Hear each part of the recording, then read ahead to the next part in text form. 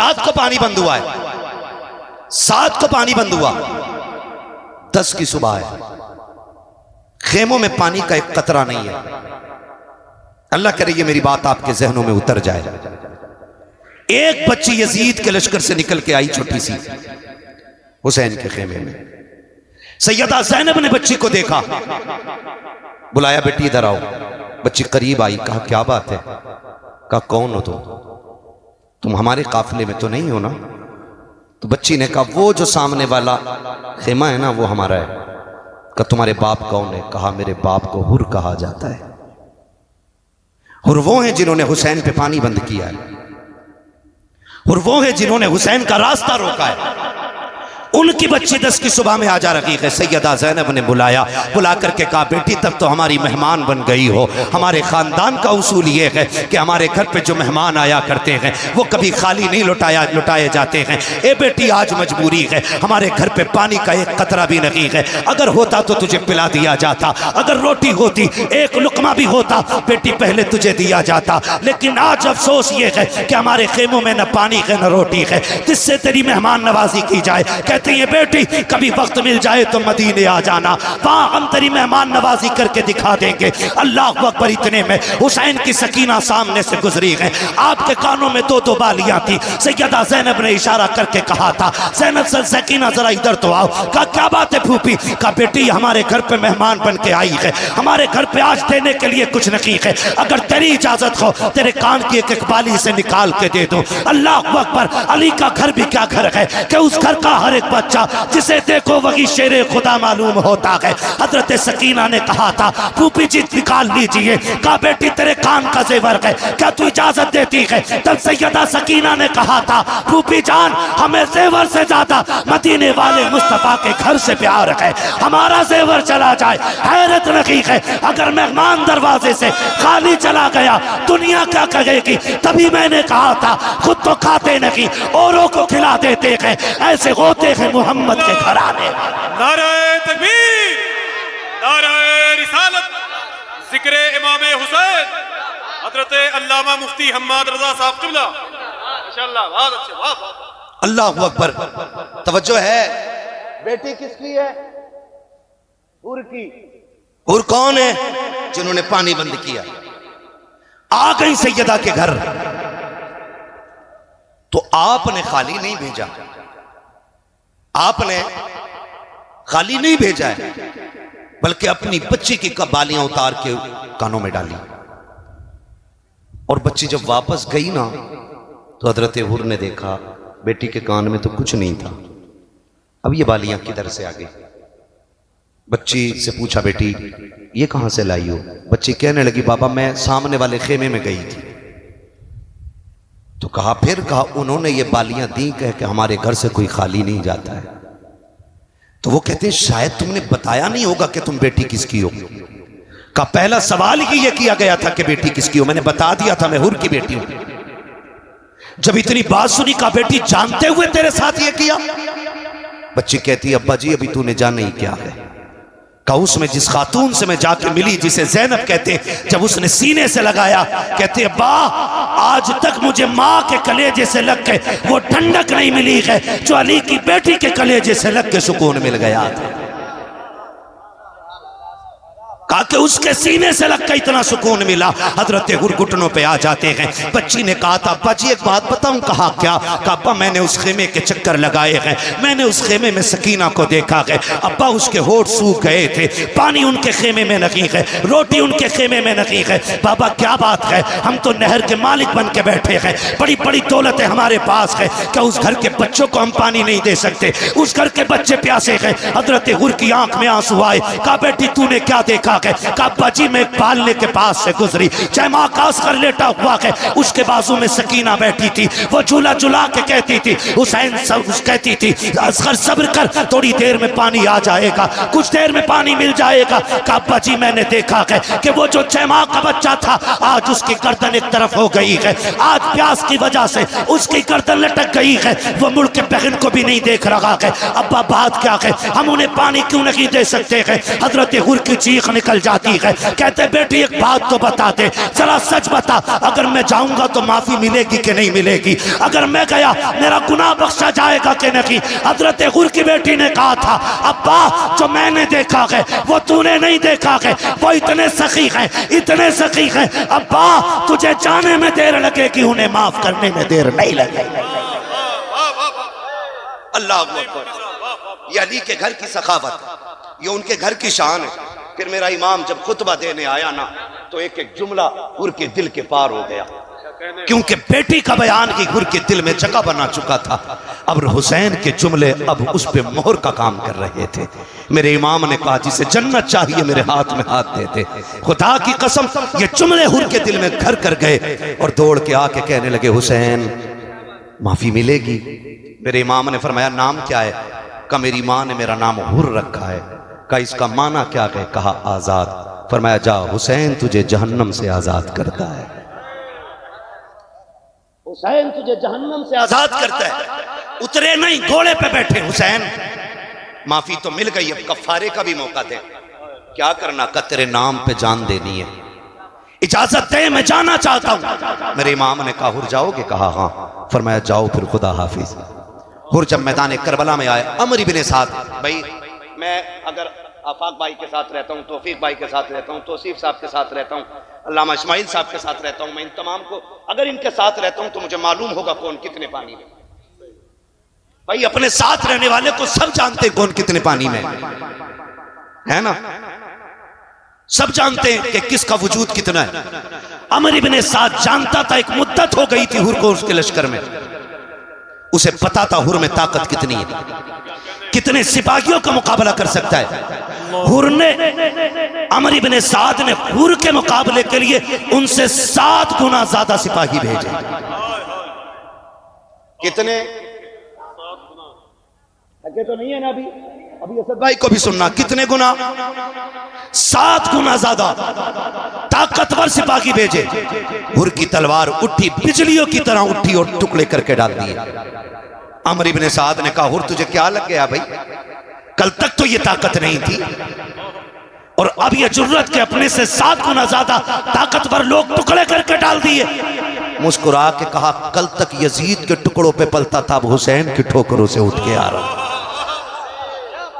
कहा तुमने जाना नहीं, कल तक मैं तेरे बाप के टुकड़ों पे, तेरे आका के टुकड़ों पे पलता रहा, अब उसकी ठोकर से उठ के आया हूं कि जिसके दर से जमाना खा रखा है। तभी तो मेरा इमाम कहता है कौन देता है देने को मुंह चाहिए, देने वाला है सच्चा हमारा।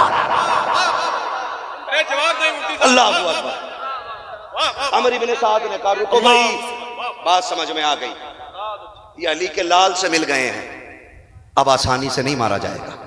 का फिर ऐसा करो, दूर से हमला करो, तीर तलवार मारो, बर्छियां मारो, करीब मत जाना वरना टुकड़े करके डाल देगा, वरना टुकड़े करके डाल देगा। सबने ये बात कही और फिर चारों तरफ से हजरत हुर पे जब बारिश हुई, आप घोड़े से इस तरह नीचे आए जैसे आंख से आंसू टपक के रुखसार पे आता है। आप नीचे आए, शहादत का जाम पिया, यके बाद दीगरे शहादतें होती रही, शहादतें होती रही। पहले जानिसारों ने शहादतें दी, फिर सहाबा ने शहादतें दी, फिर मौलाए कायनात के शहजादों ने शहादतें दी, फिर बारी आ गई हसन हुसैन की आल की। खुदा की कसम तारीख गवाह है, एक एक शहादत खून के आंसू रुला देती है। और बात यह नहीं है कि हम सीना पीटने वाले लोग हैं, अल्लाह का शुक्र है हम बरेलवी हैं, हम सीना पीट के अली अली नहीं करते, हम सीना खोल के अली अली किया करते हैं, सीना खोल के अली अली किया करते हैं। सीना पीटना हमारा काम नहीं है। 10 मुहर्रम को मेरे इमाम ने 71 लाशें उठाई हैं। कितनी जोर से, कितनी 71, 71 मेरा इमाम उठा के लाया। लोग बात करते हैं कि नहीं नहीं जी वो बेदर्दी से शहीद हो गए, बस इतना कह दो खत्म। तेरे अब्बा का एक बार एक्सीडेंट होता है तो खोल खोल के बताता, लाइट डाउन थी, नजर कम थी, चश्मा छोटा था, अब्बा को घोड़ा नहीं दिखा, टांग से टकराए, फिर हेलमेट उधर लगा, फिर नीलगाय में घुस गए, ताकि तेरे अब्बा के उसके दिल में दर्द पैदा हो जाए जो तेरे बाप का कुछ लगता ही नहीं। अगर हम हुसैन की शहादत उनसे खुल के बताएं जो पलते ही ज़हरा के टुकड़ों पे हैं, तो फिर पेट में दर्द क्यों होता है? हम इसलिए नहीं बताते कि लोग सीना पीटे, हम इसलिए बताते हैं कि कुर्बानी कोई आम नहीं थी करबला की, वो यूं ही शहीद आजम नहीं है। हाँ, वजह उसकी 71 लाशें मेरे इमाम ने उठाई हैं, और उनमें गैरों की नहीं, अपने अकबर की भी लाश है, उसमें कासिम के टुकड़े भी हैं। हम तो जानते हैं खुदा की कसम, रोड पे एक्सीडेंट होता है, लोग देखने वाले गुजर जाते हैं, सच्चाई दुनिया गुजरती है, क्या हुआ का हाथ फट गए हैं, कोई कहता भेजा निकला हुआ है, लोग अगर देख सकते हैं तो देख लेते हैं, नहीं देख पाते तो यूं करके निकल जाते हैं। लेकिन अजनबी लाशों पे बैठ के रोया कोई नहीं करता है। लेकिन अगर उन्हीं हादसे के मकाम पर माँ आ जाए या बहन आ जाए, भाई आ जाए या बाप आ जाए, फिर लोगों को पूछने की जरूरत नहीं पड़ती है इसका बाप कौन है। जो रोड पर अपने सर पे मिट्टी डाल रहा होता है, लोग समझ जाते हैं मरने वाले का बाप है। जिसके सर पे दुपट्टा ना हो, लोग जान लेते हैं ये मरने वाले की माँ है। जिस बहन ने होश खो दिए हो, लोग समझ जाते हैं ये मरने वाले की बहन है। हुसैन तेरे सब्र को सलाम है, तेरी जुर्रत को सलाम है। जिनका एक चला जाता है उनकी कमर टूट जाती है। तू अकबर को लाया मगर टूटा ना था, तू असगर को लाया मगर टूटा ना था, तू मोहम्मद को लाया मगर टूटा तो ना था। हद तो तब हो गई जब मेरा इमाम हजरत कासिम के टुकड़े उठाने के लिए गया और मैदान करबला में गया, चारों तरफ देखा, हजरत कासिम नजर नहीं आए। आप सर पकड़ के बैठ गए, मालिक बता तो सकी मैं जाके अपनी भाभी को क्या जवाब दूंगा, मेरा भतीजा किधर है। मैं आया अकबर को लेकर चला गया, अब्बास को लेकर के गया, एक एक करके सबको लेके गया। क्या कासिम को नहीं लेके जाऊंगा? कहाँ है मेरा कासिम? अल्लाह अकबर, यजीदियों ने इतने टुकड़े किए थे कि मिट्टी डाल दी थी टुकड़ों पे। आवाज आई गैब से, हुसैन चादर बिछा दे और कान लगा के सुन, जहां जहां से तिलावत की आवाज आती हो वहां वहां कासिम का टुकड़ा मौजूद है। मेरे इमाम ने वो चादर बिछाई है जो कंधे पे नाना मुस्तफा की रखी थी, जमीन पे ला के रखी, कान लगाया है। कहीं से सूरे रहमान की तिलावत की आवाज आ रही है, कहीं से सूरे यासीन की आवाज आ रही है, हाथ मिट्टी में डाल रखे हैं, कहीं से बाजू हाथ आ रहा है, कहीं से पैर हाथ आ रहा है, कहीं से सर हाथ आ रहा है। कटरी को उठाया है, कमर पे रखा है मेरे इमाम ने, और जब खेमे में लेकर के आए हैं, हर लाश को उसके खेमे पे इमाम ने पहुंचाया था। लेकिन जब कासिम को लेकर के आए हैं, उनके खेमे में लेकर के नहीं गए, बल्कि उनकी लाश को लेकर के उम्मे फरवा को नहीं बताया, बल्कि अपने खेमे में ला के रखा। सैयदा सकीना आ जाती है, बाबा जी भैया कहाँ है? कहा बेटी जाओ जाकर के बड़ी अम्मी को खबर कर दो कि चचा ने बुलाया है। सैयदा ज़ैनब सैयदा सकीना गई है, बड़ी अम्मी जान आपको बाबा बुला रहे हैं। हजरत ज़ैनब आई है, बैठ जाती है। इमाम मेरे इमाम ने कहा था भाभी पूछोगी नहीं कासिम कहाँ है? अल्लाह अकबर, देखो तो सही अली के घर का सब्र देखिए। खुदा की कसम कटरी को देख के कहा था उम्मे फरवा ने कि यही तो मेरे कासिम की लाश है। कहा तुम्हें कैसे पता? कहा माँ को पूछने की जरूरत नहीं पड़ती, खुशबू बता देती है बेटे जहां हुआ करते हैं। नारे तकबीर, नारे रिसालत, जिक्रे अहले बैत। है तवज्जो सारे लोगों की, खुदा सलामत रखे सारे लोगों को। जब गठरी खुली सबसे ऊपर सर रखा था, हजरत उम्मे फरवा ने ना बाल नहीं नोचे थे, गरेबान चाक नहीं किया था, बल्कि वो सर जो गठरी में सबसे ऊपर रखा हुआ था उसको चूमा और फिर सजदे में गिर के कहती मालिक तेरा शुक्र है तूने उम्मे फरवा की कुर्बानी कबूल फरमा ली है। ये जुर्रत ये शुजाअत उनके घर की है। 71 लाशें मेरे इमाम ने उठाई हैं। आज तो मुझे हैरत होती है यार, 10 मुहर्रम के नाम पे क्या क्या ना हुआ, कौन कौन से तमाशे और कौन कौन से मेले नहीं हुए,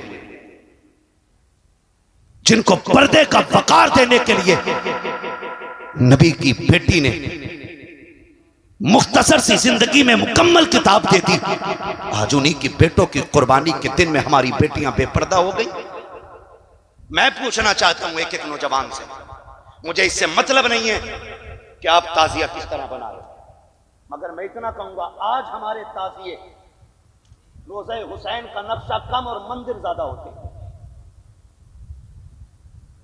हाँ, उनमें टोटल मंदिर का नक्शा होता है, वरना जिस तरह जो नक्शा बनना था किसने बनाया बताओ? कितने लोग बना रहे हैं। और फिर हद हो गई यार, हद हो गई। जो साल भर बेटी घर से नहीं निकली वो ताजिए में धागे बांधने निकल गई, और हम इसे दीन कह रहे हैं। मुझे बताओ, अगर रोज़े हुसैन का नक्शा ही क्यों ना हो, बताओ रोज़े हुसैन का नक्शा ज्यादा है या हुसैन ज्यादा है? बोलो बोलो तो सही, नक्शा ज्यादा है कि हुसैन? और जोर से, इतनी जोर से बोलो कि गाफिलों के कानों के पर्दे फट जाएं और उन्हें पता चल जाए कि दीन क्या है। बताओ, रोज़े का नक्शा ज्यादा है कि हुसैन ज्यादा है? उलमा गवार है ना, मेरी कौम साफ कह रही है कि नक्शे से ज्यादा वकार मेरे हुसैन का है। क्लियर है ना? कोई शक? बड़े बड़े उलमा बैठे हुए हैं, ये सब मेरे सर के ताज हैं। पूरी जिम्मेदारी के साथ कह रहा हूं, 1 लाख नक्शे उनके रोजे के बना लो, मैं एक बाल हुसैन के सर का लेके आ जाऊं। 1 लाख नक्शे मिलकर के भी हुसैन के एक बाल की बराबरी नहीं कर सकते। फिर वो ताज़िए जिन्होंने इस्लाम का नक्शा ही बदल डाला। मैं उन बेवकूफ कायदीन की बात नहीं कर रहा हूं जो पढ़ते कुछ हो रहे हैं और समझते कुछ हो रहे हैं, और फिर गुमराही के लिए भी फतावे रज़विया का हवाला देते हैं।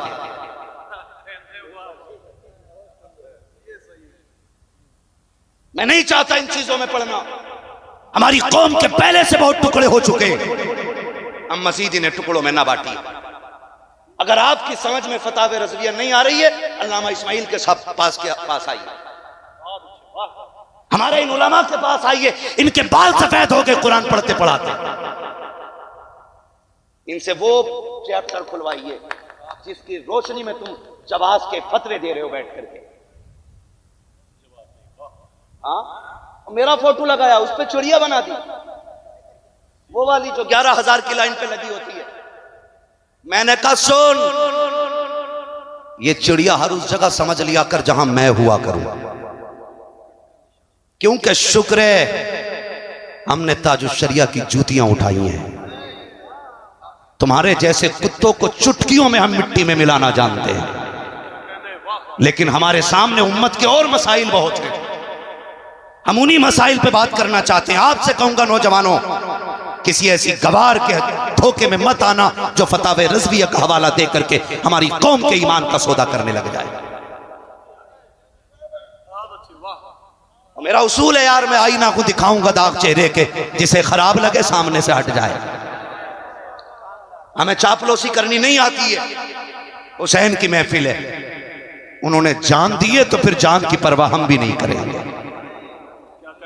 बस इतनी तो करोगे, धमकियां दोगे, गुंडे भेजोगे मारने के लिए, इससे ज्यादा तुम्हारी औकात कुछ भी नहीं है। और जिन गुंडों पे तुम कूदते हो ना, ऐसे गुंडे हमारी गलियों में प्लास्टिक बीनते हैं। औकात क्या है तुम्हारी और तुम्हारे गुंडों की? हम मौलाए कायनात के मानने वाले लोग हैं। और हैदर कर्रार से किसी ने कहा था, हुजूर एक सिपाहियों का दस्ता साथ रख लें। कहा क्योंकि दुश्मन बहुत है, हिफाजत रहेगी। तब मेरे मौला ने क्या कहा था? फरमाया था अगर मौत आ जाएगी तो 7 ताले भी अली की जान नहीं बचा पाएंगे। और जब तक मौत का वक्त नहीं आया है, पूरी दुनिया जितना चाहे जोर लगा ले, मौत से पहले अली को कोई नुकसान नहीं पहुंचा सकता। आपसे भी कहना चाहता हूं, सच्चे पक्के बरेलवी बनिए, खाली चादर के लुटेरे बरेलवी ना बनिए। एक तो भाई इस चीज पे तकरीर कर गया कि औरतें क्यों नहीं आनी चाहिए मदार पे, धंधा कर बैठे लोग। नाम नहीं लूंगा मैं, नाम लूंगा तो जबान भी खराब होगी, महफिल भी खराब होगी। बचा इन सारे लोगों से, ये खुराफातें और बस क्या कहिएगा, बस समझने की आप कोशिश करें। मुझे बस ये बता दे, याद रही वो बात, रोज़े हुसैन का नक्शा बड़ा है या हुसैन बड़े हैं? जिनका अकीदा वही बोले, कौन बड़े हैं? हुसैन बड़े हैं। मान लिया इतना। अब अगली बात कहूं, अल्लाह करे ये बात दिल में उतर जाए, ठीक है ना? कभी दास्तान करबला फिर सुन लीजिएगा। जब लोग मिंबर पे पढ़ने और बोलने वाले कम हो तब, है ना। आज लंबी कतार है और वक्त भी मेरा मुकम्मल हो चला है। बस मैं आखिरी बात अर्ज कर रहा हूं, जरा कह दें या हुसैन। नहीं, आवाज नहीं निकली, जरा बोले या हुसैन। बड़ी मेहनत से जलसे होते हैं और कोशिश ये रहती है इनमें कुछ लेके हम जाएं। अगर कुछ नहीं लेके गए ना तो फिर तब्दीली नहीं आएगी कौम में। आपको नेकियां मिल जाएंगी, आपको अल्लाह जन्नती बना देगा। ये फसाइल अपनी जगह है, लेकिन तब्दीली नहीं आ सकती है। तब्दीली तभी आएगी जब अमल करने के लिए बात सुनी जाए, ठीक है ना। अगर आवाज है गले में तो बोलें जरा, बताइए रोजा बढ़ा के कि हुसैन बढ़े? और जोर से कौन? मुहर्रम की 10 तारीख है, 71 लाशें मेरे इमाम ने उठाई हैं, खुद सवारी पे सवार है। कहा ज़ैनब, कहा जी भैया, कहा सुनो मेरी शहादत पे बाल ना नोचो, मेरे इंतकाल पे गरेबान चाक ना करना। फरमाया बगैर मेरी लाश पे बेपर्दा मत आ जाना। एक तारीख की कोई लकीर मुझे लिखी हुई एक लाइन दिखा दो जिसमें यह लिखा हो हुसैन बाल नोच करके, ज़ैनब बाल खोल करके हुसैन की लाश पे आई हो।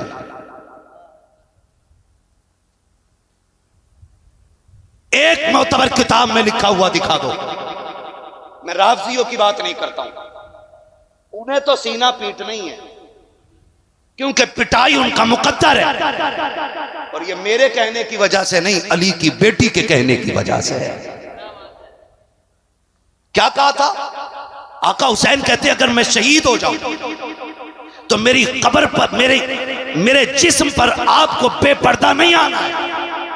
और आखिरी जुमले थे, ज़ैनब मुझे सजदा बचाना है, तुम्हें मां फातिमा का पर्दा बचाना है। मैं सजदा बचाने जा रहा हूं, तुम्हें पर्दा बचाना है। मेरा इमाम मक्तल में गया, तारीख गवाह है, इमाम शहीद हो गए हैं, लाशों पे घोड़े दौड़ गए हैं, लेकिन किसी ने सैयदा ज़ैनब को बेपर्दा नहीं देखा है। हाथ जोड़ के कहता हूं बहनों के भाइयों से, बेटियों के बापों से, क्या डूबने के लिए इतना ही कम है कि दिसंबर के अंदर 5 मुस्लिम बच्चियां गैर मुस्लिमों के साथ होटल में पकड़ी गई हैं? क्या ये मर जाने के लिए कम है? घोसी जैसे शहर के अंदर पर्दा बोलने वाली बेटी गैर मुस्लिम के साथ चली गई है, क्या यह डूबने के लिए काफी नहीं है? रामपुर जैसे शहर के अंदर एक मुस्लिम बच्ची ने सैकड़ों मुस्लिम बच्चियां गैर मुस्लिम बच्चों के हवाले की है, क्या मरने के लिए यह काफी नहीं है? क्या डूब मरने के लिए इतना नहीं है? हम किस दिन संभलेंगे? कभी डोरी के नाम पे बेटियां निकाली, कभी ताजिए के नाम पे बेटियों को बेपर्दा किया। कौन सा मुंह सैयदा ज़ैनब को दिखाओगे? तुम्हें खुदा का वास्ता, अगर ज़ैनब हुसैन जैसे भाई के जिस्म पे बेपर्दा नहीं आती तो बेटियों को इन ताजियों पे जाने की इजाजत किसने दी है? ताकि बांधने की इजाजत किसने दी है? सुनो, तुम्हें ज़ैनब का वास्ता है, तुम्हें फातिमा का वास्ता है, जाके बेटियों से कह देना, ए बेटी हुसैन वाली वो नहीं होती है जो ताजियों पे धागे बांधती है, हुसैन वाली वो होती है जो सरों पे दुपट्टे बांधा करती है। जवाब नहीं मुफ्ती साहब, इस किरदार को आम करो, आम करो। तुम्हारे यहाँ की औरतें मस्जिद में नमाज पढ़ती हैं, कहने एक टाइम की भी नहीं जाती। अरे जाती नहीं औरतें मस्जिद में, जुमा पढ़ने भी नहीं जाती। सही बताओ, जाती है जुमे में? अरे अच्छा, अलविदा जुमे को उसमें भी नहीं, फिर ईद तो जाती होंगी ना? बोले हाँ, डर क्यों रहे? जाती है ईद की नमाज पढ़ने, बोले जोर से। इधर वाले भी मेरे भाई बोल दे, बड़ी बड़ी दूर से एक भाई आया है। खुदा आपकी मोहब्बतों को कबूल फरमाए और ज़हरा के लालों का सदका अता करे। मुझे पता बड़ी बड़ी दूर से नौजवान आए हैं और इनको मैंने नहीं बुलाया है, जिनकी महफिल है उन्होंने बैठा रखा है। मेरी औकात क्या है मैं किसी को बुला सकूं? ये तेरा कर्म है आका के बुला लिया है अपना। कहां मुझसे ये कमीना, कहां सिलसिला तुम्हारा? जाती है नमाज पढ़ने मस्जिद में? अरे बोलो भाई, नहीं बोलोगे ऐसे ही बोलता रहूंगा भाई, फिर असद भाई फजर बाद पढ़ेंगे। क्या राय है? तवज्जो है सारे लोगों की? जाती है जुमा पढ़ने, ईद पढ़ने? क्यों क्यों नहीं जाती? क्यों नहीं जाती है भाई? क्योंकि इस्लाम ने इजाजत ही नहीं दी। क्यों इजाजत नहीं दी? ताकि इनकी इज्जतें महफूज रह सके। जबकि मस्जिद में कोई नापाक नहीं आता मुफ्ती साहब, सारे ही पाक आते, सारे ही अल्लाह की इबादत करने के लिए आते। लेकिन शरीयत ने बेटे की इज्जत का इतना लिहाज किया। सिर्फ जोहर असर नहीं है, मगरिब भी है, और अंधेरी वाली इशा भी है, फिर उठने के बाद की फजर भी, कई इतनी नमाज अंधेरे की भी है। मर्द औरत एक जगह जमा होंगे तो फितने के उठने का शायबाग है। शक है कहीं बेटियों की इज्जतों पे आंच ना आ जाए। अगर किसी के घर की इज्जत एक बार चली जाती है तो फिर वापस नहीं आती है। मैं पूछना चाहता हूँ दलाल पीरों से और दलाल मुरीदों से, जो इस्लाम 5 वक्त की नमाज के लिए मस्जिद में जाने की इजाजत नहीं देता, वो ताजिए पे धागे की इजाजत कैसे देगा? वो मेले की इजाजत कैसे देगा? वो जाकर के नजर मानने की इजाजत कैसे देगा? जाओ हर बेटी से कह दो, अगर तुझे हुसैनी बनना है तो ताजिए पे चढ़ावा ना चढ़ा, बल्कि मुसल्ला बिछा, 100 रकात नफल पढ़, फातिमा की रूह को बख्श दे। करबला वाला भी राजी होगा, मदीने वाला भी राजी। नारे तकबीर, नारे रिसालत, जिक्रे इमामे हुसैन, अल्लामा मुफ्ती हम्माद रज़ा साहब किबला। वाह वाह वाह वाह, अरे जवाब नहीं मुफ्ती साहब, इतना लट फेरते अगर आज होते तो। उमर फारूक आजम ऐसा बंद कराया कि आज तक कोई जा नहीं सकती मस्जिद में। एक उमर ने दुनिया की मस्जिद में जाने वाली औरतों का एक बार कह के जाना बंद कर दिया, और सारे पीर मिलकर के अपनी मुरीदाएं नहीं रोक पा रहे। ये अच्छा है, कारी साहब लोग माशाल्लाह। कारी साहब लोगों को समझना चाहिए, समझना चाहिए सबको। ये दीन नहीं है। अहद करो नौजवानों, हम वो करेंगे जो अली की बेटी ने करबला में करके दिखाया है। वादा करते हैं इंशाअल्लाह।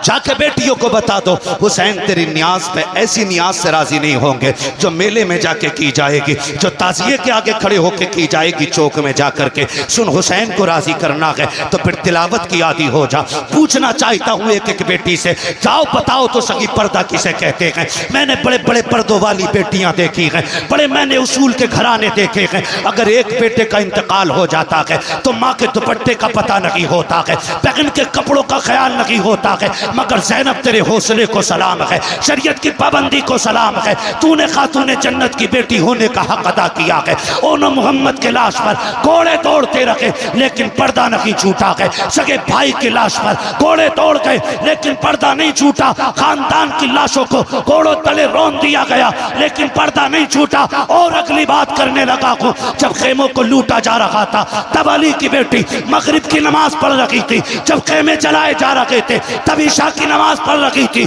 कोई अली की बेटी ने बता दिया, हम दुनिया के लिए नहीं, हम तो खुदा के लिए दुनिया में तशरीफ लाए। यही हर घर का निजाम होना चाहिए, वरना फिर कोई मतलब नहीं रह जाता। अगर तेरी बेटी मेकअप करके ताजिए के आगे खड़ी है तो कोई मतलब नहीं है तेरे सबील का, कोई मतलब नहीं है तेरे इंतजाम का। बड़ी कुर्बानियां लगी हैं तब दीन यहां तक पहुंचा है, बड़ी कुर्बानियां लगी हैं। पर्दा देखो, खुदा की कसम अगर मैं पर्दे की बात करूं ना, एक रिवायत मैंने पढ़ी है लेकिन मैं इसको इसलिए कम बयान करता हूं कि पता नहीं ये मोतबर है कि गैर मोतबर है। क्योंकि अमर इब्ने साद से यजीद ने कहा था, इब्ने ज़ाद ने कहा था अमर इब्ने साद से कि यार चलो सर तो काट लिए, फतह भी कर ली और जीत भी गए हम, लेकिन एक बात बताओगे? कहा क्या? का तुमने जितने छोटे छोटे सर काटे, क्या तुम में से किसी को भी पूरी जंग में एक बार भी रोना नहीं आया? ये इब्ने ज़ाद ने अमर इब्ने साद से कहा। तवज्जो है सारे लोगों को? इब्ने ज़ाद ने कहा कि तुम जो सर काट लाए हो, अच्छी बात है, जंग हो गई, हम जीत गए। उस कुत्ते के लफ्ज ये थे कि अल्लाह ने अमीरुल मोमिनीन को फतह अता फरमाई और बागियों को अल्लाह ने शिकस्त फाश दी। मगर ये तो बताओ, क्या तुम्हें पूरी जंग में किसी पे तरस नहीं आया? या अमर इब्ने साद जैसा कुत्ता कह रहा है, इब्ने ज़ाद जैसा। अब अमर इब्ने साद का जवाब सुनो। उसने कहा एक बार तो मुझे भी रोना आ गया था। कहा कब? तवज्जो है भाई, मैं इन लोगों के हुक्म पे आगे चल रहा हूं, वरना मेरा वक्त मुकम्मल हो गया। ठीक है ना? क्या कहा कि एक बार तो मुझे भी रोना आया। कहा कब? कहा जब हुसैन घोड़े से नीचे आए और आपका घोड़ा वापस खेमे में पलटा, जीन खाली थी। हुसैन जब नीचे आए किसी में जुर्रत नहीं थी, कोई अली के बेटे के पास चला जाता। उसने कहा मैंने 42 फौजियों को भेजा था, सर काट के लाओ। कहा जब अली के बेटे ने यूं सर घुमाया तो सारे तलवार छोड़ के आ गए थे। कहता उसी बीच में जब घोड़ा पलटा और घोड़े की जीन हुसैन की सकीना ने खाली देखी, कहा उसने खेमे से निकल के मक्तल की तरफ देखा। हुसैन कायदे में बैठे थे करबला के मैदान में। कहा तब हुसैन की सकीना दौड़ के आई। कहता पैदा करने वाले की कसम, पर्दा बहुत अहम था हुसैन के घर का कि वो 7 साल की सकीना भी इस तरह आ रही थी कि मैंने उसके चेहरे की एक झलक भी नहीं देखी थी। ये वो कह रहा है अमर इब्ने साद, ये कह रहा है मैंने एक झलक उसके चेहरे की नहीं देखी। का 7 साल की बेटी का पर्दा ऐसा था। का सुन रोना कब आया? का जब बेटी आई हुसैन की गोद में बैठी और बाप के चेहरे का लहू साफ करने लगी। मेरे इमाम बेटी से प्यार कर रहे, बेटी बाप से प्यार कर रही है। का मैं सामने खड़ा था तो हुसैन ने एक दहाड़ मारी और एक मर्दाना आवाज में कहा था कुत्तो अपनी नजरें फेर लो, मैं अपनी पर्दे वाली बेटी से मुलाकात कर रहा। कुन या मुईनुद्दीन चिश्ती कादरियम नारे या गौसे आज़म मीज़नम दमज़ शेख अहमद रज़ा ख़ान क़ुत्ब आलम मीज़नम बलगल उला बिकमालिही कशफ़त दुजा बिजमालिही हसनत जमीउ ख़िसालिही सल्लु अलैहि व आलिही। करूँ तेरे नाम पे जाँ फ़िदा, न बस एक जाँ दो जहाँ फ़िदा, दो जहाँ से भी नहीं जी भरा, करूँ क्या करोड़ों जहाँ नहीं। जिसको अपने नबी से जितनी मोहब्बत का एहसास हो, कोशिश करें सारे लोग उतनी ही आवाज़ के साथ रसूल और आले रसूल की बारगाह में दुरूद व सलाम की डालियाँ निछावर कर लें। पढ़ें बावाज़ बुलंद अल्लाहुम्मा सल्ली अला सय्यदिना व शफ़ीइना व नबिय्यिना व मौलाना मुहम्मदिन मअदनिल जुदी वल करमी व आलिही व अस्हाबिही व बारिक व सल्लिम सलातन व सलामन अलैका या रसूल अल्लाह सल्लल्लाहु तआला अलैहि वसल्लम। मैं सबसे पहले मुबारकबाद पेश करता हूँ सोनू भाई और उनके तमाम रुफ़क़ा, अहबाब, दोस्त और वो तमाम बरादरान जिन्होंने बेपनाह कोशिशें और मेहनतें करके इस महफ़िल को सजाकर हमें और आपको अल्लाह और उसके रसूल के ज़िक्र करने का मौका फ़राहम किया।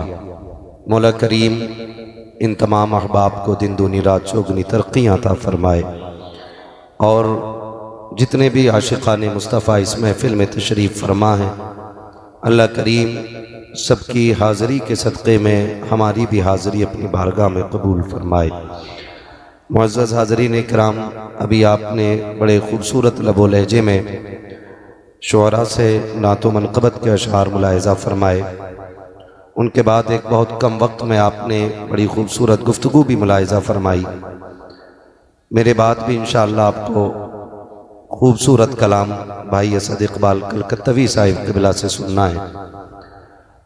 कोशिश ये रहेगी कि उतनी देर बात की जाए जितनी देर आपके कानों को बोझ न लगे, इसलिए कि ज़िक्र पाकों का है, ज़िक्र कदर वालों का है, इसलिए समाअतें भी कदर वाली ही होनी चाहिए। मैं नहीं चाहता कि उनके ज़िक्र को इस तरह सुना जाए कि जैसे कुछ सुना ही नहीं, क्योंकि ज़िक्र उन अजीम हस्तियों का मैं करूँगा कि जिनका तारुफ बरेली के इमाम ने इस तरह कराया कि सुबह तैबा में हुई बट्टा है बाड़ा नूर का, सदका लेने नूर का आया है तारा नूर का, मैं गदा तू बादशाह भर दे प्याला नूर का, नूर की सरकार नूर दिन दूना तेरा दे डाल सदका नूर का, तेरी नस्ल पाक में है बच्चा बच्चा नूर का, तू है ऐने नूर तेरा सब घराना नूर का, तू है ऐने नूर तेरा सब घराना नूर का। मुअज़्ज़ज़ हाज़रीन इकराम, दिली मुबारकबाद में यूँ भी पेश करूँगा कि आपने मुहर्रमुल हराम के इस मुबारक महीने की अजीम कुर्बानी का यूँ एहतराम किया कि ना कोई तमाशा करके, ना कोई ढोल की महफिल लगाकर, ना कोई बाजे गाजे की रस्में सीधी करके यहाँ महफिल लगाई, बल्कि एक महफिल इसलिए सजाई है ताकि हम करबला वालों का भी जिक्र सुन सके, साथ में मदीने वालों का भी जिक्र सुन सकें। और ये सबसे बड़ी बात है कि हम अपने असलाफ का जिक्र इसलिए करते हैं ताकि उनकी ज़िंदगी से हमें जीने का शऊर हासिल हो जाए। हम अपने बुज़ुर्गों की बातें इसलिए करते हैं ताकि अपनी ज़िंदगी को उनकी ज़िंदगी में ढालने की कोशिश करें, वरना सिर्फ वाक़यात सुनाना मकसूद नहीं होता है। वाक़यात सुना और अनसुना कर दिया, इससे कोई बेहतर नतीजा नहीं निकलने वाला। मज़ा तो तब है कि जब उनकी ज़िंदगी के साँचे में अपनी ज़िंदगी को ढालने की कोशिश की जाए। नक़ीब अहले सुन्नत भाई आफाक रज़ा मुशाहिदी साहिब क़िबला बेहद मेहनत कर रहे थे कि बोलें बोलें बोलें बोलें, तो कई लोग मजबूरी में हाथ उठा रहे थे। मैं पहले ही एक बात कह दूं, कोई उनके नाम पे मजबूरी में हाथ ना उठाए, भले ही पूरा उठ के यहाँ से चला जाए। यहाँ सिर्फ वो बैठे कि जो मेरे लिए ना आया हो, असद भाई के लिए ना आया हो, आफाक भाई के लिए ना आया हो, सैफ रज़ा के लिए ना आया हो, समीर रज़ा के लिए ना आया हो। यहाँ वो बैठे जो सिर्फ मदीने वाले मुस्तफ़ा के लिए आया हो। ये याद रखिएगा, वरना ये उसूल बना लें और ये अपनी ज़िंदगी का वजीफ़ा भी इसी को कर लें और उठते बैठते यही कहा करें, जब तक बिके न थे तो कोई पूछता न था, जब तक बिके न थे तो कोई पूछता न था, तुमने खरीद कर हमें अनमोल कर दिया। अजीज़ान मिल्लत इस्लामिया, मैं इस मौके को गनीमत समझता हूँ और मैं सोच रहा हूँ लोहा गर्म है तो चोट मार ही देनी चाहिए, क्योंकि हज़ारों की तादाद में बातें सुनने वाले लोग रोज़ रोज़ नहीं मिलेंगे। आज है तो मैं बात कह जाऊँ, और मैं ये पूरी जिम्मेदारी के साथ कह रहा हूँ, अगर मैं अपने बाप की बात करूँ तो गरेबान पकड़ के मिंबर से उठा देना, और बात रसूल पाक की हो तो एक एक बंदा इस बात को सीने पे नोट करके लेकर के जाए। मैं बड़ी शर्मिंदगी के साथ ये कह रहा हूँ कि हम उस कौम को परवान चढ़ा रहे हैं जिसमें से 30% हमारी कौम को अभी जलसों में बैठने का अदब नहीं आया है। बुरा ना मानिएगा, ये मत सोचिए हम ही आए और हम ही को डांट पड़ गई। हमारी कौम के 30% नौजवानों को भी जलसों में बैठने की भी तमीज नहीं। अगर गलत कह रहा हूं अंदाजा लगा लें, मेरे 30% मैंने कहा, लगभग 35% से ज्यादा लोगों के सरों पे टोपियां नहीं है। ये एक बहुत बड़ा अलमिया है, इसे हल्के में मत लेना। हम 70 सालों में अभी तक अपनी कौम को टोपियों का शौक नहीं दिला पाए, और हमें एक बीमारी लग गई है कि दुनिया हमें सबसे ऊंचा मान ले, हमारे परचम लहराएं। मैं तो खुद से भी कभी कभी मुखातब हो के कहता हूं, कभी इतराने की जरूरत नहीं है। परचम कायनात में सिर्फ अल्लाह और उसके रसूल का बुलंद रहेगा। बाकी कायनात की हकीकत यह है कि हुए नामवर बेनिशां कैसे कैसे, जमी खा गई आसमां कैसे कैसे। मेरी कौम के नौजवानों, आप इमाम अली मकाम की महफिल में आके बैठे हैं, याद रखिएगा आज के बाद किसी भी जलसे में जाओ ना तो नंगे सर न जाना, इसलिए कि दुनिया की महफिल में बैठने का मतलब और होता है और हुसैन की महफिल में बैठने का मतलब और होता है। ये ख्याल रखिएगा कि जब उनकी महफिल में जाया करो तो टोपियां लगा लिया करो, ताकि ये पता चले कि ये कौम हुसैन की महफिल में बैठने के लिए जा रही है। मैं अक्सर ये देखता हूं जलसों में कि जिस बस्ती में जलसे होते हैं उस बस्ती के नौजवान गांव के बाहर घूमते होते हैं और बाहर के लोग आकर के उस बस्ती के जलसे को आबाद करते होते हैं। तो मैं कभी कभी सोचता हूं इन्हें क्या हो गया, फिर कभी खुद ये सवाल का जवाब मुझे मिलता है और मेरे जहन की यूं समझे कि इस तरह से मेरी जहन साजी की जाती है, गोया कोई पीछे से थपकी दे के कहता है कि महबूब की महफिल को महबूब सजाते हैं। ये जो गलियों में टहल लगे हैं इन पे एतराज न कर, ये जो आज भी शहर के बाहर निकल आए हैं इन पे एतराज न कर। हकीकत ये है कि महबूब की महफिल को महबूब सजाते हैं, आते हैं वही जिनको सरकार बुलाते हैं। अगर कोई इतनी अजीम महफिल में नहीं आके बैठा ना, मुझे कोई एतराज नहीं है, मुझे कोई शिकायत नहीं है। उस बंदे को सोचना चाहिए कौन सी गलती कर बैठा हूं जो आज भी अली के बेटों ने अपनी महफिल में बैठने की जगह नहीं दी है। ये ख्याल कीजिएगा। अगली बात जो मैं कहने लगा हूं, अल्लाह करे ये हजम हो जाए, बड़ी कड़वी बात है, अरबाब मिंबर की दुआएं चाहूंगा, हिम्मत कर रहा हूं। 1 मुहर्रम से लेकर 10 मुहर्रम तक हम लोगों ने सफर किए हैं, कई राहों में गुजरे हैं और 10 मुहर्रम में जो नतीजा सामने आया वो बयान से बाहर है। कई जगह पे रोड जाम कर दिए गए क्योंकि लोगों ने बड़े बड़े ढोल गलों में लटका रखे थे, पैरों में जूतियां नहीं, सर पे टोपियां नहीं, मुंह पर वुजू के नाम से एक कतरा पानी का नहीं गया होगा और ढोल बजा करके सबसे बड़ा हुसैनी का दावा, हुसैनी होने का दावा कर रहे थे। सिर्फ एक सवाल करना चाहता हूं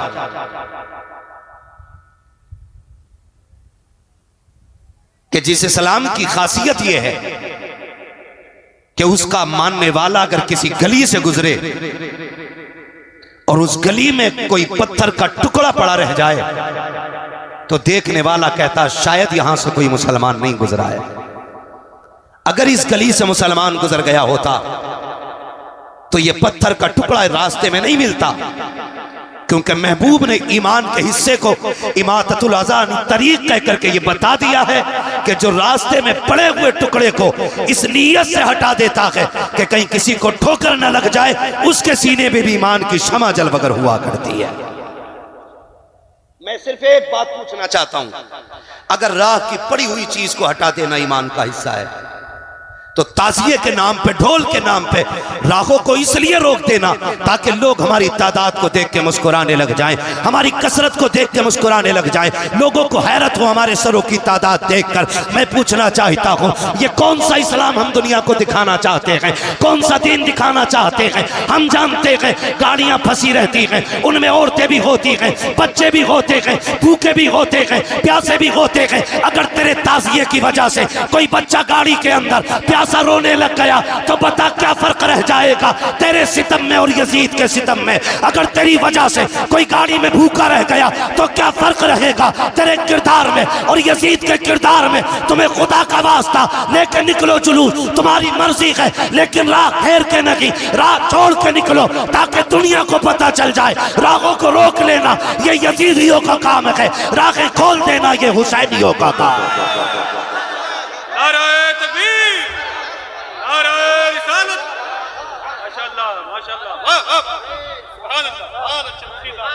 तो भाई माफ कीजिएगा, बातें मेरी कड़वी हैं, लेकिन किरदार जो है, किरदार जो है ना हमारी निस्बतों का पता देता है, निस्बतों का पता देता है। आज पूरी कौम लग गई है, माफ कीजिएगा, जिसको आला हजरत सरकार ने हराम कह दिया, हर बरेलवी पे लाजिम है कि वो हराम माने। मुत्तफिक है इस बात से? कितने लोग बरेलवी हैं, जरा हाथ उठा के बता दें। सारे ही बरेलवी हैं, ठीक है ना? तो बस अब हाथ नीचे कर लें, अपने उलमा की आप बातें माने। अगर ये कहते हैं कि रुक जाइए तो रुक जाइए, अल्लामा तौफीक साहब अल्लाह सलामत रखे, बड़ा काम इनके उलमा की जमात मिलकर के कर रही है, बड़ा काम कर रही है। अल्लाह इस जमात को सलामत रखे और हमारी पूरी जमात को इसी तरह दीन की तबलीग करने की अल्लाह तौफीक अता फरमाए। हाँ, हम वो काम करें जिससे ये लगे कि हुसैन के मानने वाले अच्छे अखलाक वाले होते हैं। करेंगे इंशाअल्लाह, वही काम कीजिएगा कि जिससे कोई ये ना कहे हुसैनी ऐसे होते, हुसैनी ऐसे होते। डॉक्टर इकबाल ने कहा था, यूं तो सैयद भी हो, मिर्जा भी हो, अफगान भी हो, तुम सभी कुछ हो, बताओ कि मुसलमान भी हो। हम अपने रवैयों को देखें, हम अपने किरदार को देखें और अपने हालात को देखें। याद रखिएगा, सिर्फ 10 दिन हुसैन के नहीं है, 365 दिन हुसैन के। बोलें सुभान अल्लाह। इतना आहिस्ता ना बोलें कि मौलवी को नींद आ जाए, और इतना जोर से भी ना बोलिए कि पुलिस पकड़ के ना ले जाए, है ना। मैं जहां तक जानता हूं असद भाई, अभी तक मैंने किसी जलसे में नहीं देखा कोई जोर से सुभान अल्लाह कहने की वजह से मर गया हो, है ना। मरता भी नहीं है कोई।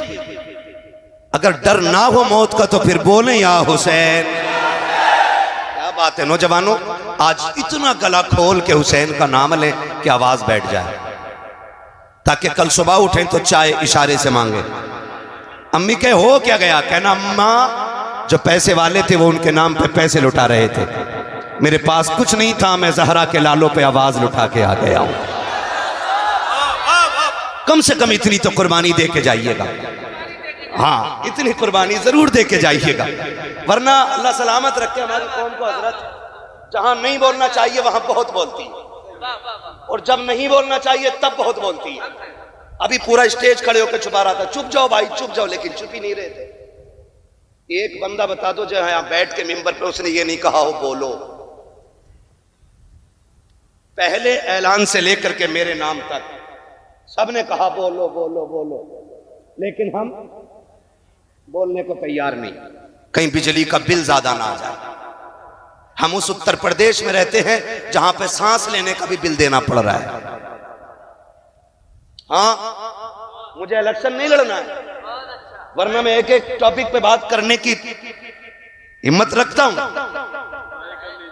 लेकिन मैं गैरों को बाद में समझाऊं, पहले अपनों से निपट लूं। मेरा एक उसूल है भाई, मेरी तकरीर तबे यार को बेचैन करती है, सबब क्या है वही कहता हूं जो दिल पर गुजरती है। बहुत गौर से मेरी बात सुनिएगा, कोई काम ऐसा ना करे। 365 दिन हुसैन के, बोलो है कि नहीं।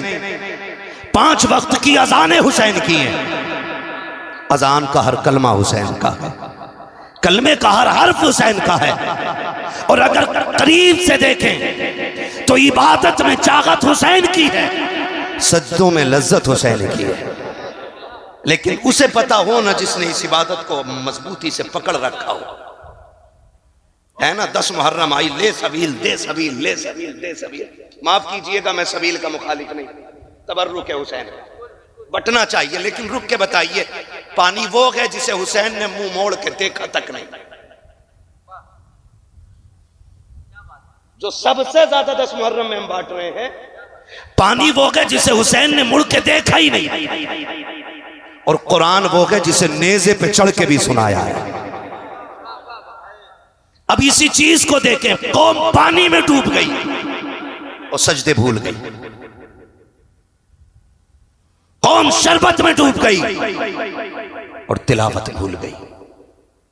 मैं ये नहीं कहता सबील ना बांटो, मैं ये भी नहीं कहता हलीम ना बनाओ, बनाओ, लेकिन जानते हो बनाने वाला दोपहर तक मेहनत करे और खुद भी मस्जिद में जाए, और सबील हुसैन के नाम का हो, हलीम हुसैन के नाम का हो, खाने वाले सारे जुहर की नमाज पढ़ के आए हो,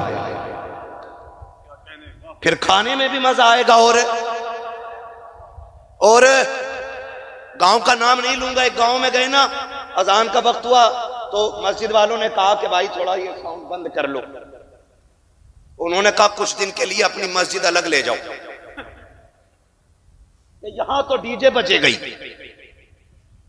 ये मैं मुसलमानों की और सुन्नियों की बात कर रहा हूं मेरे भाई, रावजियों से तो हमारा कोई लेना ही देना नहीं है, मैं सुन्नियों की बात कर रहा हूं। हमारे बीच भी अंधभक्त है, शहादत याद रही लेकिन शहादत के वक्त का सजदा याद नहीं रहा। ये क्यों भूल जाते हैं हम? कह रहा कुछ दिन के लिए ना आप मस्जिद उधर ले जाइए, 10 दिन तक ये बंद नहीं होना है। खुद सोचें जरा, ये हमारे रवैये दुरुस्त है? ये हमारे तरीके दुरुस्त है? नहीं है ना।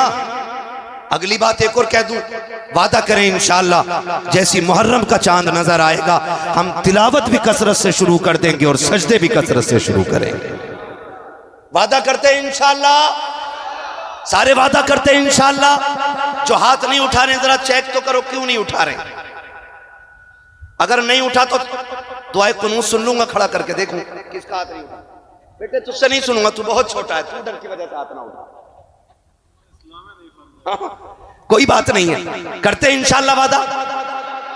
एक बात और कहूं, मुहर्रम की 10 तारीख शहादत की तारीख है। किस चीज की तारीख? शहादत की तारीख। इसमें अहले बैत अतहार का एक एक फर्द दीन के लिए कुर्बान हो रहा है। अगर मैं फर्दन फर्दन शहादतें बयान करूं तो बड़ा वक्त चाहिए। बस मैं इशारतन किनायतन आपसे चंद बातें करना चाहता हूं। बातें अगर कड़वी लग जाएं तो माफ कर जाइएगा। मुहर्रम की 10 तारीख को आप देखें, जब 9 तारीख आई 10वीं शब, अमर इब्ने साद ने खबर भेजी कि हुसैन से कहो जंग के लिए तैयार हो जाए।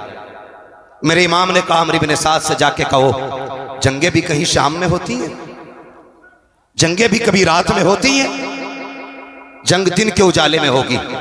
उससे कहो कि जंग शाम में नहीं, अगर उसे जंग करनी है तो कल करें, हमें आज रात की मोहलत दी जाए, आज रात की मोहलत दी जाए। अमर बिन साद ने सोचा शायद हुसैन इसलिए इजाजत मांग रहे हैं कि तैयारी जंग की नहीं होगी, तलवार तेज होगी, तीरों की धारें तेज होंगी, नेज़े संभाले जाएंगे, नौजवानों को प्रैक्टिस कराई जाएगी तलवार चलाने की। लेकिन जानते हो उसने ये सोच के इजाजत दी कि ठीक है कल जंग करेंगे। मेरे हुसैन ने कहा मेरे दीवानों मेरे पास आओ, और बुला के सबसे कहा था सुनो ये यजीदी मेरे खून के प्यासे हैं, इन्हें तुमसे मतलब नहीं है। कोई बच्चे छोड़ के आया है, कोई बेटियां छोड़ के आया है, किसी ने माँ बाप छोड़े हैं। कहा सुनो हम करीम इब्ने करीम हैं, हम इजाजत देते हैं कि तुम जा सकते हो, ये यजीदी मेरे खून के प्यासे हैं, तुम्हें इनसे कोई मतलब नहीं और इनको तुमसे नहीं, तुम जाना चाहते हो तो जाओ। सबने इनकार कर दिया, हुसैन तुझे छोड़ के हम नहीं जा सकते। मेरे इमाम ने कहा अब्बास का जी आका का चराग गुल कर दो। क्यों? कि शायद जो उजाले में नहीं जाना चाहता हो वो अंधेरे में चला जाएगा। गाजी अब्बास ने चराग गुल किया। और लोगों तुम्हें मोहब्बतों का वास्ता है, मोहब्बतें इस तरह निभाई जाती हैं, रिश्ते इस तरह निभाए जाते हैं, और इस तरह से अहद व पैमान और वफा के वादे निभाए जाते हैं। मेरे हुसैन ने ना हालत जब चराग बुझ गया, थोड़ी देर के बाद का अब्बास का जी आका का जरा चराग रोशन करो। चराग रोशन हुआ ना, फर्क इतना था कि जब चराग बंद किया गया था आंखें सूखी थीं, और जब चराग जलाया गया तो आंखें भीग चुकी थीं। आंखें भीगी हुई देखी, कहा गया नहीं कोई। जब इतनी बात कही ना तो मेरे हुसैन का सबसे बूढ़ा सहाबी, सबसे बूढ़ा सिपाही, जिसको दुनिया हबीब इब्ने मज़ाहिर कहती है, आपकी उम्र शरीफ उस वक्त 72 या 76 साल थी, आपकी कमर झुकी हुई थी, आप अपनी जगह से उठे, तलवार निकाली, आका हुसैन के कदमों में रखी और रख के कहते हुसैन अगर आपको यह लगता है कि मेरी सफेद दाढ़ी देख करके लोग आपकी जमात को कमजोर समझेंगे तो हुसैन वापस न भेज, रही मेरी तलवार ये, इससे मेरा सर कलम कर दे। मेरे इमाम ने कहा चाहते क्या हो? कहा हुसैन सबका यही फैसला है, जिएंगे तो तेरे साथ जिएंगे, मरेंगे तो तेरे साथ रहेंगे। मेरे इमाम ने कहा कि ये तुम्हारे खून के प्यासे नहीं है, तुम जा सकते हो। कहा हुसैन अगर नाना ने कयामत में पूछ लिया मेरा बेटा प्यासा था और तुम उसे छोड़ के चले आए थे तो हम क्या जवाब देंगे? मेरे इमाम ने कहा परेशान ना हो, वादा करता हूं कयामत में नाना से कह कह के एक एक को जन्नत दिलवाऊंगा, कह कह के एक एक को नाना से जन्नत दिलवाऊंगा। कहा हुसैन हमें जाना ही नहीं है। फिर मेरे इमाम ने कहा फिर जाओ इबादत करो, हो सकता है अब ये जिंदगी की आखिरी रात हो, अब इससे बड़ी रात शायद हमें इबादत के लिए न मिल सके।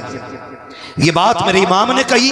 फिर हर खेमे में सजदे भी हो रहे थे, तिलावत भी हो रही है, किसी को जान की परवाह न की, किसी को खानदान की परवाह न की, किसी को अहलो अयाल की परवाह न की। सारी कौम जितने भी सिपाही हैं, पूरा काफिला अल्लाह की इबादत में लग जाता है। किसी का सजदे में सर है, किसी के लबों पे तिलावत कुरान है। अल्लाह अकबर, फजर का वक्त करीब आया है। मेरे इमाम ने हजरत अली अकबर को बुलाया था। का अकबर कहा जी बाबा कि जब मौलाए कायनात थे तो इमाम हसन अजान पढ़ते थे, नमाज अली पढ़ाया करते थे। जब बाबा का विसाल हो गया फिर अजान मैंने पढ़ी है, नमाज भाई हसन ने पढ़ाई है। आज हसन नहीं है, नमाज मैं पढ़ाऊंगा, अजान अकबर आपको पढ़नी है। अकबर जाओ अजान पढ़ो और आते आते मैदान करबला का मंजर भी देखते आना, पूरे मैदान का जायजा भी ले लेना। हजरत अली अकबर गए हैं, आपने जाकर के अजान पढ़ी है, अजान पढ़ के फारिग हुए हैं। आप जब मैदान करबला को देखने के लिए निकले हैं और आपको हिचकियों की आवाज आई है, आपने उधर रुख किया है जिधर से रोने की आवाज आ रही थी। आपने जाकर के क्या देखा, कोई खातून है जिन्होंने अपनी चादर का आधा हिस्सा पकड़ रखा है, करबला की जमीन को साफ करती जा रही है। वापस पलट के आए हैं। मेरे इमाम ने कहा था अकबर क्या तुम देखा है करबला का मैदान? का जी बाबा देख लिया है। का क्या क्या देखा है? का सब कुछ देखा है, लेकिन आज अजीब चीज देखी है। का क्या देख के आए हो? का बाबा करबला के मैदान में एक खातून को मैंने रोते देखा है, और सिर्फ रो नहीं रही थी बल्कि दुपट्टे से मैदान करबला की सफाई कर रही थी। इतना मेरे इमाम ने सुना है, आंखों में आंसू आ गए। अली अकबर ने कहा था बाबा मैंने कोई ऐसी बात न कही, आप रोए क्यों हो? कहा बेटे अकबर तुझे नहीं पता है, तूने जिसे करबला में देखा है वो कोई आम खातून नहीं बल्कि मेरी माँ फातिमा ज़हरा मदीने से चल के करबला आ चुकी है।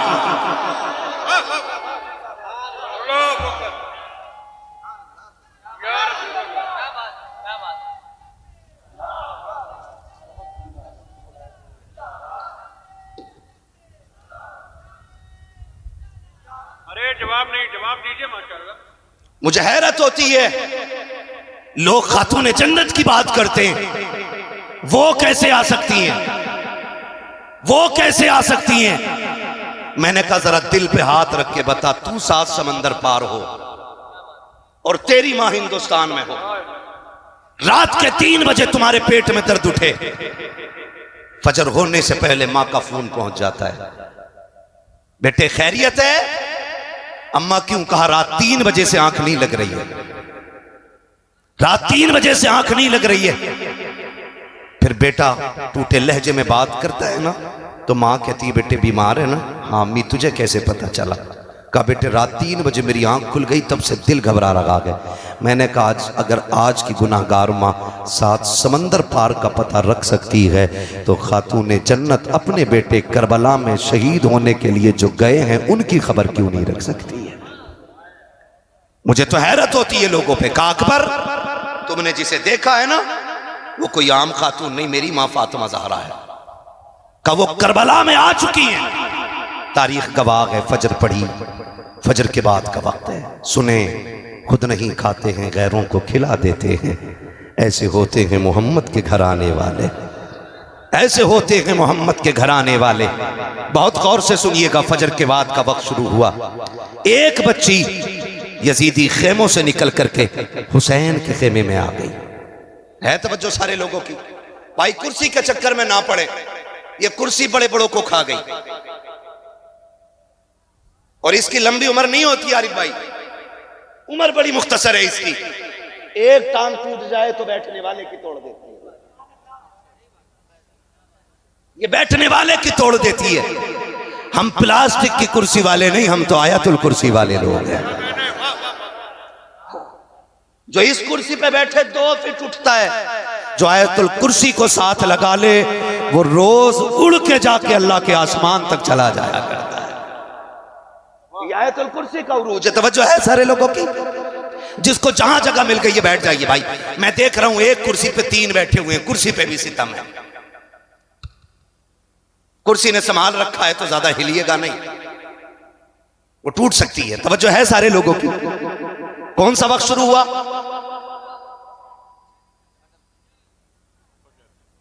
फजर की नमाज तो हो गई, फजर के बाद का वक्त शुरू हुआ। अमर बिन साद के लश्कर से एक बच्ची निकल के हुसैन के खेमे में आई। वो बच्ची टहल रही थी, सैयदा ज़ैनब की नजर पड़ गई। जानते हो ज़ैनब कौन है? ज़ैनब वो है जिसने कम उम्र में सबसे पहले कुरान हिफ्ज किया है। हाँ, ज़ैनब वो है जो कूफे की शाहराहों पर, कूफे की गलियों में, कूफे की जमीन पर कुरान की तफसीर बयान करती रह गई है। और मुझे तो बात समझ में ही नहीं आती है, हमारी कौम ने समझा क्या है करबला को। हुसैन जवान होकर के सीधे करबला नहीं गए। हुसैन वो गए जिसने 25 साल रियाजुल जन्ना में बैठ करके लोगों को हुजूर की हदीसें पढ़ाई है। 25 साल तक मेरा इमाम रियाजुल जन्ना में बैठ करके हुजूर की हदीसें पढ़ाता रहा है। और आज मेरी कौम का हाल यह है कि अपना बाप मरने लगता है, बेटे को सूरे फातिहा पढ़ने की तौफीक नहीं होती है, बाप की सांसें अटकने लगती है, तब कुरान वाला तलाश करने जाया करते हैं। कहने को पक्के हुसैनी है लेकिन सही से सूरे इखलास भी याद नहीं है। हाथ जोड़ के तुम्हें खुदा का वास्ता दे के कहता हूँ, ओ लोगो, खुदा के वास्ते आने वाले मुहर्रम से पहले भले डेग बने या ना बने, सबील के लिए पानी का इंतजाम हो ना हो, हर नौजवान जिसे कुरान ना आता हो इतना कुरान जरूर सीख ले ताकि 1000 मरतबा सूरे फातिहा पढ़ के 10 मुहर्रम को मुसल्ला बिछा के हुसैन से कहे, आका आपने नेज़े पे कुरान पढ़ के सुनाया है, मैं मुसल्ले पे बैठ के सूरे फातिहा सुनाने आ गया।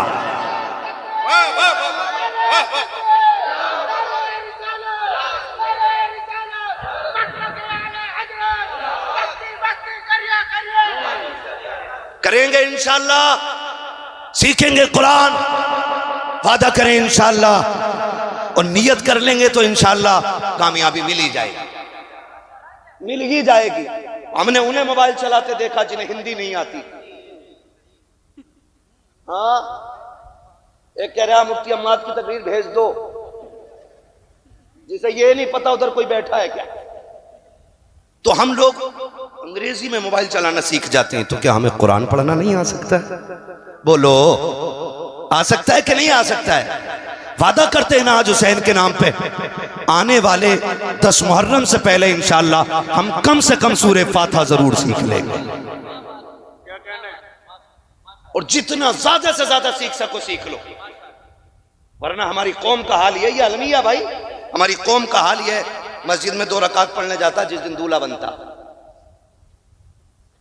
हाँ भाई, तो सुबह जब तक आए ना निकल के ना, दूल्हा इमाम निकल के ना आए ना, खड़ा रहता। क्यों? कि नियत नहीं बताई अभी किसी ने, नियत नहीं बताई है। एक को नियत बताई, नियत तो बता दी, दे सजदे पे सजदा, सजदे पे सजदा। ये मेरे साथ का हादसा है, मैं किसी और की नहीं बता रहा हूं, मेरे साथ का हादसा है भैया। वो नियत सलाम ही नहीं फेर रहा है, पीछे वाले कह रहे कब सलाम फेरेगा, तो सजदे में कह रहे आके थोड़ी देर,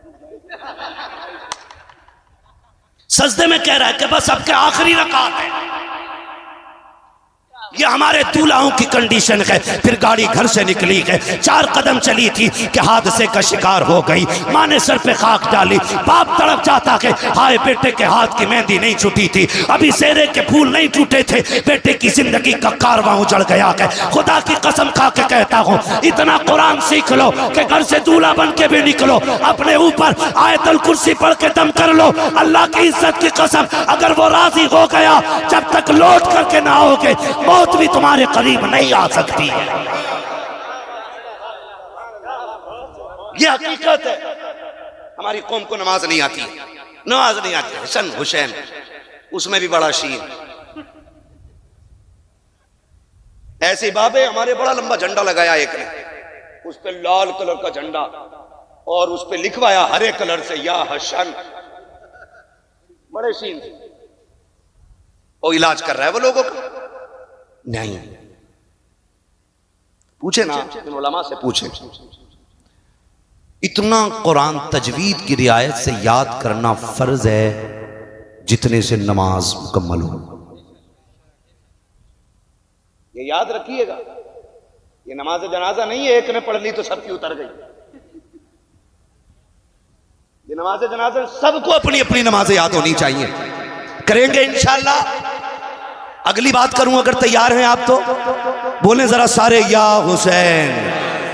पीछे वाले थक गए, अल्लाह करे इनको हाथ उठाने की तौफीक मिलती रहे। मैं बद्दुआ नहीं करूंगा क्योंकि मेरे नबी पूरी जिंदगी इस उम्मत के लिए दुआ करते रहे। हाँ जी, ठीक है, कह सकते हैं, जरा बोल दें या हुसैन।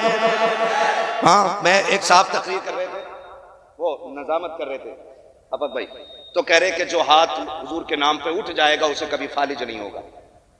मैंने कहा भाई अजीब मसला है, बीमारियां भी रब की तरफ से नेमत होती हैं, ये दावा क्यों कर रहे हो? अगर फालिज होना यह अजाब या इताब होता तो इमाम बुसीरी के बारे में क्या राय है?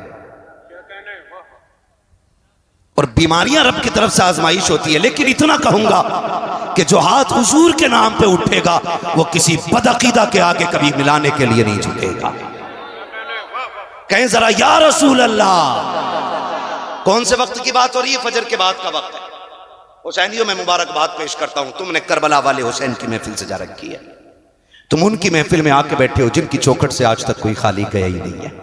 बरेली से मेरा इमाम कहता कौन देता है, याद है आपको? कौन देता है, देने को मुंह चाहिए, देने वाला है सच्चा, देने वाला है सच्चा। हमारा नबी, पानी कौन सी तारीख को बंद हुआ था? डर के ना बोलो, ये बात हमने मौलवी से नहीं, ये बात हमने अपनी अम्मा से चूल्हे पे सीखी थी।